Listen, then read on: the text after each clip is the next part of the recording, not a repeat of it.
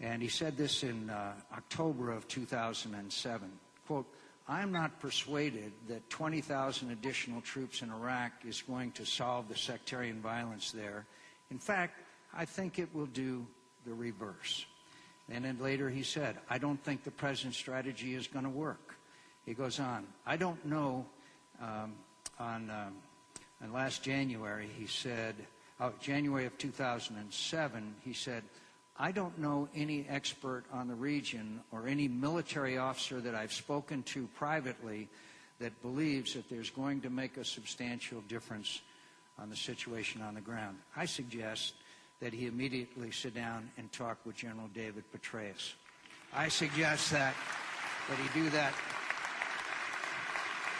immediately.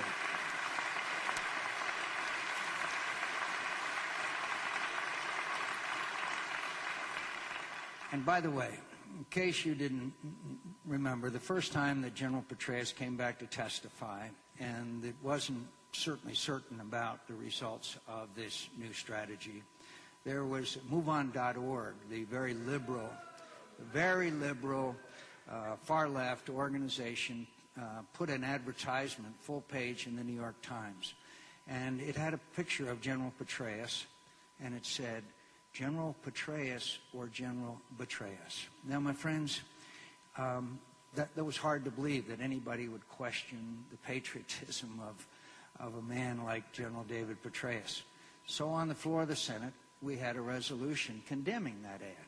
We condemned it. And Senator Obama, who was in the Senate at that time, on that day, refused to vote. My friends, all of us Americans should defend General David Petraeus in his 35 years or so of brave service to this nation.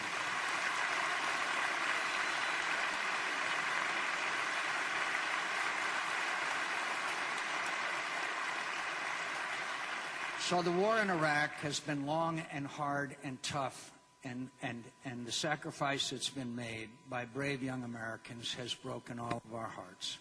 And we know that the war was terribly mismanaged for nearly 4 years. And I stood up and was called disloyal by Republicans and attacked by Democrats, Republicans, and others because I said that strategy didn't work.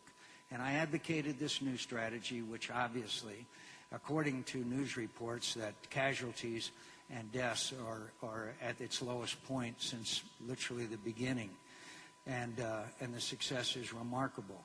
We now have control, basically the Iraqi government has control of Mosul, Baghdad, and Basra, the 3 major cities in Iraq. And so it's been a great sacrifice that we've made. And at the time, as you may recall, I said that I'd much rather lose a political campaign than lose a war.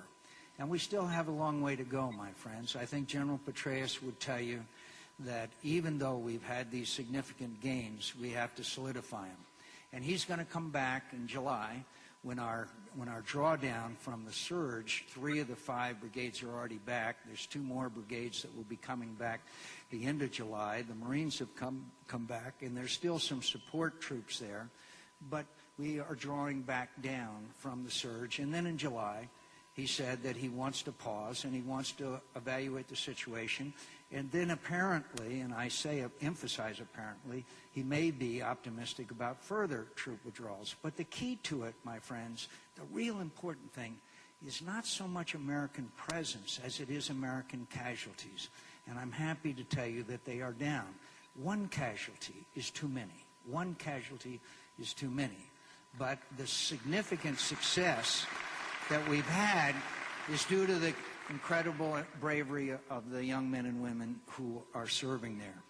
And let me just explain to you very briefly, if I could. If we withdraw, if we had done what Senator Obama wanted done, and that the troops are going to be withdrawn and probably would have been according to a timetable, what happens? The Iranian influence increases. Then there's chaos. Then there's more fighting amongst different militias and jihadists. And Al-Qaeda establishes a base. And sooner or later, we would be back with greater loss and greater sacrifice. Now, if we succeed, We can reduce Iranian influence. We can have a functioning democracy. And I would recall to you that Saddam Hussein was one of the most brutal and evil people that ever inhabited this earth. And I'm glad he's gone. And I'm glad the Iraqi people have a chance for it to live in a free and open society.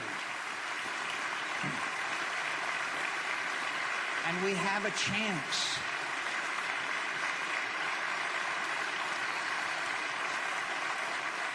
And we have a chance to give these people the freedom and hope and the things that we believe in are guaranteed to all human beings.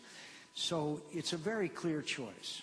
And whether it be on Iran, or whether it be on Iraq, or whether it be on other national security issues, Senator Obama does not have the experience and the knowledge and clearly the judgment. My friends, I've had the great honor of serving this nation for a long time. And I've had the great honor of serving in the company of heroes. And I hate war. I hate war. No one hates war more than the veteran, because the veteran feels the pain of a loss of a comrade. And every day, you and I pray that every one of these brave young Americans will come home safe and sound. But we also pray that they succeed, so that never again will we have to ask future generations of young Americans to serve in harm's way. And every once in a while, we have an experience that puts everything into the proper priority for us when we have the ambitions that clearly that many of us have. And this one happened to me last August in Wolfboro, New Hampshire. I was at a town hall meeting. A woman stood up and said, "Senator McCain, would you do me the honor of wearing a bracelet with my son's name on it?" His name was Matthew Stanley. He was 22 years old. He was killed in combat outside of Baghdad last year, just before Christmas. I said I would be honored to wear this bracelet with your son's name on it. And then she said, "But I want you to promise me one thing. I want you to promise me you'll do everything in your power to make sure that my son's death was not in vain." My friends, I take that charge very seriously. I believe that I can inspire a generation of young Americans to serve a cause greater than their self-interest. There's nothing nobler. And my friends, with your help, I will embark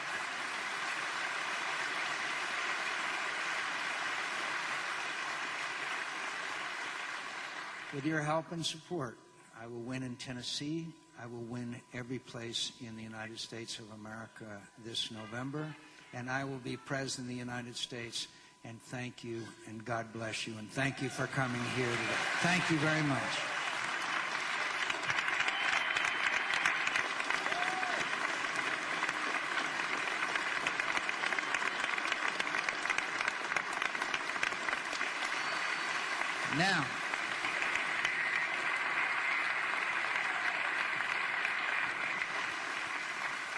Now we have people with microphones, and if you just raise your hand.